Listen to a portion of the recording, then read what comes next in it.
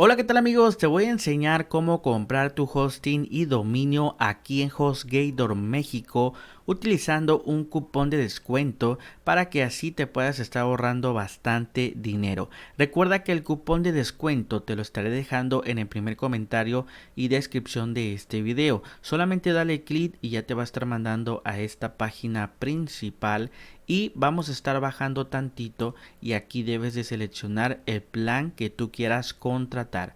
Por ejemplo, el plan emprendedor, le damos clic a este botón de color amarillo, contratar ahora, y aquí yo te recomiendo amigos contratarlo a 3 años porque te ahorras la mayor cantidad de dinero. De hecho ahí abajito te aparece cuánto te estarías ahorrando.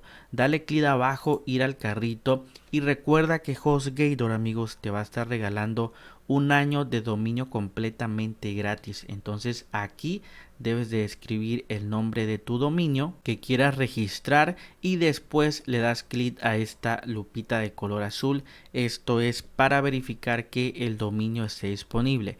Entonces vamos a esperar a que nos marque el sistema que sí está disponible. Como puedes ver, te tiene que aparecer así: dominio disponible. Dale clic abajo, adicionar dominio, y como puedes ver amigos, acá a la derecha ya nos está apareciendo el cupón que se está aplicando para que veas que es 100% real. Ahí dice cupón aplicado. Después de esto dale clic abajo, continuar con la identificación, y te va a estar mandando a que te crees una cuenta. Es importante que ingreses tu correo, también una contraseña, y tienes que palomear esta parte de los términos y condiciones. Dale clic abajo, crear una cuenta, y te manda a que ya puedas completar tu registro. Simplemente ingresas tu nombre completo, la fecha de nacimiento, tu celular, etcétera, y después le das clic abajo, continuar al pago. Te va a estar mandando para que hagas tu pago. Puedes elegir cualquier método de pago que está acá arriba. Si escoges tarjeta, recuerda que aquí debes de ingresar todos los datos de tu tarjeta,